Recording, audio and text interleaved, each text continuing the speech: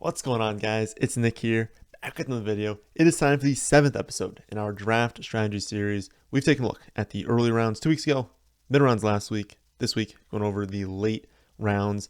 Remember last week we said rounds 6 through 10 were middle, so today we're talking about everything 11 plus. As always, you can find more in-depth breakdowns on positional strategy on my website, thefantasyfootballadvice.com, and also the rankings take this stuff into account. And those are available for every single scoring format. And also, the 3 wide receiver rankings went live on Monday. So they're now live. If you are in a league that can start 3 wide receivers, check those out. Use those instead of the normal rankings. Obviously, a lot depends on, what your team looks like at that point. What you did in the early and the middle rounds. If you went RB0, well, you're going to need some running backs. If you skipped out on tight end, skipped out on quarterback, you're going to need to draft those. So basically, it's a lot about just filling up the holes in your roster. What positions don't you have? What positions do you not have much of? You don't want to exit a draft with 2 running backs and 10 wide receivers. You want to have a somewhat even roster. Because of that, this video will go over more like overall tips, strategy examples than the first 2 did, just because what's optimal completely depends on what you've already done. So we'll start off with quarterback. In general, we want to already have our quarterback at this point. We want to have our quarterback one, settled by like the 10th round. So if we're talking about rounds 11 plus, you probably want to already have one. We do see success rate fall off when looking at teams that waited until the 11th round or later to draft their first quarterback. These teams gain value in other positions. So the general thinking when you want to wait for a late quarterback is that you're going to crush it at running back, wide receiver. You're going to have a lot of depth at those positions. You can trade, but usually you don't have enough value to truly make up for missing out on that quarterback. You are probably not having as much of a ceiling. You don't have as good of a chance at 30-point weeks because you can still have a really good quarterback pick, right? You pick the 17th best quarterback and they turn out 12th. Great. But you don't have access to a 30-point ceiling. And so when you're going up against Josh Allen, Mahomes, Herbert, Hurts, Burrow, Brady, all those guys, and they drop 35, it's even if you got a good pick that's scoring 20, 22 every week, that's still a disadvantage to a lot of different teams. So if you choose to skip out on quarterback to this point, know that, but also know that you can mitigate some of that by double dipping. And so we do see every year that there are really good breakouts. Obviously, it is difficult, right? It's not easy to pick the correct breakout quarterback, but if you give yourself 2 chances, I like to think we're good enough at predicting that, and we have been historically. So if you get 2 chances late, one of them is probably actually going to be a really, really nice pick for you. And so again, if you wait this long, double dip. It's just the best thing to do. The data does show that teams that wait until especially the 13th round and later do perform significantly worse on average. But like I said, you can alleviate some of that damage by just selecting 2, gives you a better chance of hitting, and also allows you to play kind of like that matchup game. So I have on the website just who the best pairings are schedule-wise for each quarterback. And so if you want to look at that, you want to say, I want to stream, here are 2 guys I want to stream, this week he has a good matchup, the other person has a bad matchup, and kind of flip-flop between those 2, that can be really beneficial. But, just waiting until the 13th round to take one quarterback, kind of tough. The data also does show so you can say, okay, I'm not double dipping, I'm going to take one in the middle rounds. It does actually show that it's best to also grab a backup quarterback. I would say with this, just be cognizant of your bench size. So I played in a league that used to be 5 bench spots. I finally convinced them. It used to be a standard scoring league with 5 bench spots. Finally convinced them to do half PPR. Finally convinced them to expand into 6 bench spots. However, if you're in a league that only has 5, even though the data shows that you should draft a backup quarterback, if you took one in round 7, let's just say you got Jalen Hurts in round 7, I would recommend not taking backup quarterback. You only have 5 bench spots. If one of them is going to be quarterback, then now you only have 4, and you're probably kind of thin. The depth just gets really, really gross to where you need 6. I think you need 6 bench spots. Once you have 6, once you have 7 bench spots, then it starts being you should. I did the video earlier this week about a 10 bench spot team.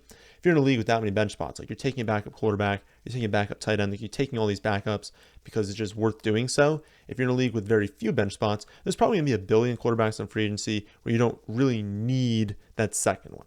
Kind of you have a safety net in free agency, and you kind of need the extra depth for when players get hurt, when players are on bye at other positions, we need to start more of them. So again, yeah, cutoff is kind of 6. Take a backup quarterback then. And then the first 4 rounds, like if you took a quarterback in the first 4 rounds, you just have to assume they worked out. If you get into a situation where you took like, I don't know, Herbert in the 4th or like Mahomes in the 3rd, and they bust, your team's at a huge disadvantage. And so it's really not even going to save you if you took a quarterback late and they kind of work out. You just assume that, that pick ended up being good and only take the one. Honestly, very similar story for tight end, so we can kind of just rip through that one. Like, it's the same thing. If you didn't take one till late, double dip. If you took one in the middle rounds, it's probably best to take 2. But again, if you only have 5 bench spots, you might not want to do that. Most of you playing 6, 7, 8, then you can absolutely do it. So you can double dip late, or you can take one middle and late, and then early. Like if you took, Darren Waller, you took Kelsey, Andrews, Pitts, and I would say Kittle, like all of those guys. Just assume that they ended up having like a really, really good season and that you didn't need to try and hit on tight end late, because the odds of hitting on tight end late are also like it's much more difficult, I guess, than at the quarterback position. And so just assume you take Kyle Pitts in round 3, that Kyle Pitts is working out, that you're not streaming him with another tight end, because then Kyle Pitts was a terrible pick and you're probably behind the 8 ball against the other teams. So early tight end, early quarterback, don't take a backup. That's kind of like the general gist in the later rounds. After that, actually one more thing beyond that. A big strategy some people like to use is the double late strategy. I don't actually think it's like named anything, but it's a strategy of like, I'm going to wait for both quarterback and tight end late. And I'm going to take maybe, I don't know, let's say you're in like a league with 16 rounds. You say you have a defense and a kicker, so it's like 15, 16 round. You take those 2. I'm not even going to go over that in this video. You take defense and kicker in the last 2 rounds. And then you can say, okay, if I do that in the 15th and the 16th, what if in the 13th and the 14th rounds, I take my defense or my quarterback and my tight end? Basically saying, I'm going to spend a billion rounds at the beginning of the draft just hammering running backs and wide receivers, try to hit a breakout quarterback late, try and hit a tight end that's just like, okay, defense kicker in the last rounds. I can use these for trade bait. I can use these to always have a good option. The issue with this is that the strategy can work if you draft like, when Mahomes broke out, when, Lamar Jackson broke out, things like that. Like maybe Trey Lance is an option this season. You need that to happen though. Like if that doesn't happen, and even if you hit on like we kind of said before, you draft the 17th quarterback, even if they end up like 10th, it's a really good pick. It's probably not enough. Each week, you're going to be disappointed because your bench is putting up a ton of points. It's very difficult to figure out who you're starting from that bench. And you just don't have that upside. You've got a streaming option at quarterback. You've got a mediocre tight end. And it's like, who cares if you have 5 wide receivers that could be started when you can only start a few of them? So it's just not worth it. Don't wait super late. The data shows this absolutely. Like if you're waiting super long for both of them, it limits your upside, especially weekly, and you just can't build as strong of a team. I guess you can, but you need to trade. And any strategy that forces you to trade isn't a great strategy. So I would say it's a no-go for the double like late quarterback and tight end. If you want to wait for quarterback, take tight end in the early or middle rounds. If you want to wait for tight end, take quarterback in the early or middle rounds. Don't do both of them late. Running back and wide receiver are where the larger strategy kind of begins. We'll start off with like the total number you can draft. I guess looking at it from that kind of perspective. In general, keep things even. There's no reason in like a typical format, PPR, half PPR, standard, you might want to start leaning towards running back. We'll kind of get to that in a second. But in like a normal format where it's not like you get an extra point for every carry the running back has, or wide receivers get like 5 points for these different bonuses for like first downs and stuff like that, whereas running backs get nothing. Like as long as things are like remotely normal and you're starting in general like 2 or 3 of each of these positions, just kind of be even. Where things will change is standard formats. You're going to lean a little bit more towards running backs late. PPR formats, you're going to lean a little bit more towards wide receivers late because it's more likely you're starting them in the flex position. As you change into 3 starting wide receivers, as you change into a 2 flex format where it's full PPR, where there are very clear leans towards one position, that's when you can say, okay, instead of going like 6 running backs, 6 receivers, I'll go 7 running backs, 5 receivers, or 5 receivers. Or that's the same thing I just said. 7 wide receivers, 5 running backs. Like you'll just do slight leans. You honestly never, unless you're in a format where it's like 1 starting running back and then like 5 flex options where, maybe you only need to draft 2 running backs. Like unless you're doing something crazy like that, like just be relatively even with slight leans in one direction. But with that being said, one area also where that can change is, let's say you started off your draft extremely heavy at one position, so you have a ton of value there, and you don't have value at the other one. And we're kind of really talking running back and wide receiver for this. So let's say you start off with like 4 running backs in the first 5 rounds. Again, you don't really want to do that. You kind of want to be at like that 3 number, 3 running backs in the first 5 rounds. But if you went 4 running backs in a row, you went 5 running backs in a row, you did something crazy, you're going to need to make up that difference. And so like you have all these running backs early, you have all this value there. There's no reason, even if you're in a standard format, to continue drafting that position late because you're going to be starting those early options unless you continually draft busts early, in which case you're going to lose anyways. So what's the point of drafting a bunch of running backs late? So if you do a ton of draft capital at one of the 2 positions, even that out later by maybe taking like 1 more of that position, even if the scoring format doesn't favor it. So like even in a standard scoring format, if you started off with 4 or 5 running backs, you've got like no wide receivers, draft a ton of them late because you need to try and find someone because you have no capital early. I guess if that makes sense. But in like a normal format, let's just say, I don't know, half PPR league, you went 3 running backs, first 5 rounds, you took another middle, and then another one in say like round 11. That's kind of like a general optimal strategy. So you're doing running backs in like rounds like 1, 2, 4, 7, and 11. Something like that. That's a very common build. Let's say you went wide receiver in rounds 3, 5, 8, 9, and 10. You have technically built evenly. You have 5 of each, but you invested much more draft capital in the running back position. Rounds 1, 2, and 4 compared to like 3, 5, and 8 for wide receivers. So that's another situation where it's like, okay, I did a lot running back early. Let's lean wide receiver late. Let's take 1 more of that position, even if the scoring format, isn't necessarily weighted towards wide receiver. Hope that makes sense. Listen back if it doesn't. Also, I want to touch on handcuffs just like a little bit. This one's really up to you. I get that question all the time. Should we draft handcuffs? Should we not draft handcuffs? If you drafted, a super injury prone running back and they've got a very clear number 2 and you just don't feel comfortable, like let's just say you think Dalvin Cook is injury prone and Madison's the 2. If you want to take Madison, I think it's totally fine. I'll say one thing is we don't necessarily always know. Sometimes we think we know and we don't know who the actual backup is. Think about like Trace Sermon and Mostert last season. We're going more in the middle round, so it wasn't necessarily that you were drafting a handcuff, but we were pretty sure. Like let's say people were drafting Sermon late, that he was the backup, or that one of those 2, like that was the 1 and 2.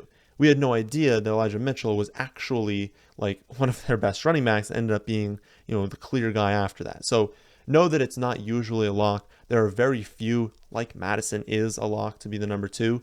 There are very few where that's actually the case. If you have one of the few that it is the case and you want to take one, that's fine. My personal strategy is that it's just not worth it. You're using up 1 pick on a guy that you kind of have to keep on your roster. And that's actually how we're going to close the video, is kind of talking about that kind of scenario. But you lock up that 1 piece. You can't really draft that player. And for them to work out, it means you missed an early round pick. And it's like fine because you're kind of getting a little bit less than that value, but kind of almost approaching that value with the later pick. But your early round pick busted. Like you'd much rather just assume that these early picks are working out, because if your first round pick gets hurt for the rest of the season, it's already going to be an uphill battle for you. So assume that that doesn't happen. If you're trying to win in like a 12-team league, you're trying to beat 11 other people, you probably can't have your first round pick tear their ACL and have your later round pick kind of replace their production.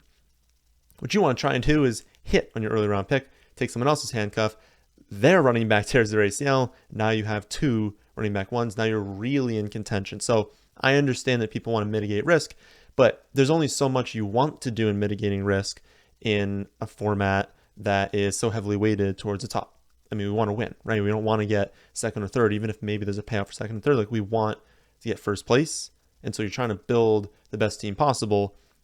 Taking insurance policies doesn't really make a whole lot of sense to me, especially when we're wrong all the time. Sometimes teams use committees. Sometimes they'll trade for a running back. Sometimes the backup could just end up not being the real backup. And so for me, I don't do it.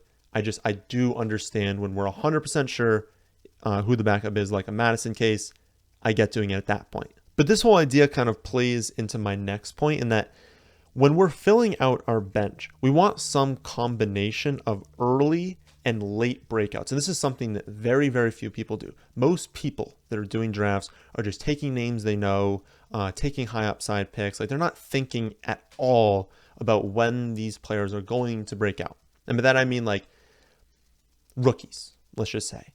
It is unlikely for a rookie, especially the wide receiver position, but really any rookie that's going in the later rounds, to come out in week 1 and just dominate. For us to know 100% in week 1 what their role is going to be. For the vast majority of rookies, it takes them a little bit. Maybe they start breaking out middle. If they're going to have a breakout in the first season, it is in the second half of the year most of the time. Look historically, that is just how it works out. And so on your bench, you want a combination of rookies who, could have like a late breakout or a breakout late in the season, along with players whose roles are going to be very defined early in the year. Having a mix of short and long-term holds is very important, because you want to capture that upside later in the season, but you also want that flexibility early in the year when, we have the best weeks for finding free agent options. Like, think about last season, like I talked about a few minutes ago. Mostert goes down right away, and then Trey Sermon turns out to be a bust. So right in week 1, I guess heading into week 2, we get Elijah Mitchell, someone that no one was drafting, who's going to be a top waiver claim pretty much any season. I mean, it's pretty unlikely that like 5 guys are going to get hurt and we're going to have 5 new like running back 1s, running back 2s. Usually, though, we get 1 or 2 of these options very early in the season to where no one was drafting them, so they're on the majority of free agencies. But if you're attached to a bunch of late breakouts, you love your rookies, you love your handcuffs, all that stuff, it's going to be more difficult for you to spend an early claim, or more difficult for you to put down like a ton of fab, because you're getting rid of someone you want that you think is going to break out later on. Number one, we're wrong all the time. Not all of these bench options are going to break out late, and so you might just be holding someone who ends up doing nothing. But also, you're missing out, because in the early part of the season, that is the best time to really get these league winners, when people's roles are way better or worse than we thought. So by having 1 or 2 players on your bench whose role we're going to watch in week 1, and we're going to see, oh, they stink, like their role is not going to expand. For rookies, we don't always know, so typically it's not rookies that we're talking about here. It's just players that we're like, okay, we think they could be good. We think they could have a role, but if they go out there in week 1 and they have 1 target, we can easily cut them because we know, okay, we missed. There are players like that we are still targeting late, that when we notice that, it'll be easy to drop them for whoever's hot on free agency. So I figured a good way to end the video would be to list off some late round running backs and wide receivers that fit into both of these categories. Some that are really good long-term holds, and then others who are players who we're going to know weeks 1, 2, 3 exactly how good they're going to be, exactly how much they're going to be used. And we'll have the ability to either say, oh, I hit, I got a really good pick here, or I can drop you because there's a really good option in free agency. So some longer term holds at the wide receiver position that I think can break out, later in the year. Talking about rookies here. Jahan Dotson, Chris Olave, David Bell, Tyquan Thornton. I don't necessarily know that in week 1, 2, 3, any of these guys are going to come out here and all of a sudden be starters, like for fantasy. But I do feel good about all of these options, that by the end of the season, they're going to have the potential to be really, really good in fantasy. Some late wide receivers whose role we're probably going to know pretty early on are all the Giants wide receivers. We're really going to figure out who's getting the targets here, how much upside do these guys have. I'll say besides like Wan'Dale, maybe you can throw Wan'Dale kind of in that initial group. We're going to know maybe like a little bit later on with him. We won't necessarily know to start, but every other Giants wide receiver, we're going to know, pretty close to early in the season. KJ Osborne, we're going to know his role early. Paris Campbell, is his role really good when he's staying healthy? Curtis Samuel, what is the split? If it comes out that Jahan Dotson already is overtaking Curtis Samuel, we can cut Curtis Samuel, right? But we kind of want to know that early in the season. KJ Hamler, is he the Tyler Lockett of this offense? Is he going to be used consistently deep, or is it 1 to 2 deep shots per game? Isaiah McKenzie, are they going to expand his role? Is he going to play a lot in the slot, or is it just going to be, mixing in and out of the lineup and no real upside? Running backs, some longer term holds, some rookies that I think could have really good seasons, but probably won't break out really early. Rachaad White, Isaiah Spiller, Brian Robinson, Zamir White, and Tyrion Davis-Price. All options that week 1, probably shouldn't be starting. Probably not going to start over the first month. Later on could be really great. And then some running backs whose roles we're going to know right away. Kenneth Gainwell. Do they stick with go back to more of a pass-heavy offense, and maybe he has a larger role in the receiving game than he had last season? Jamal Williams, is he going to remain, a fixture in the offense, kind of getting different drives, or is Swift just going to be the guy and we can just cut Jamal Williams? Gus Edwards, is this like a 50-50 split? Is this a 60-40 split, 70-30? Like, what is the split in Baltimore? Like, he might be really good, but, if they just go with Dobbins over him, well, then we can cut him. And then Chris Evans, is he actually going to get this third down role in PPR leagues, in deeper PPR leagues? Will he actually be someone we can kind of mix in and out of a flex or a second flex spot? Or is it all mixing and all P. Ryan? And we can't really use Evans at all. I think we're going to know that early season as well.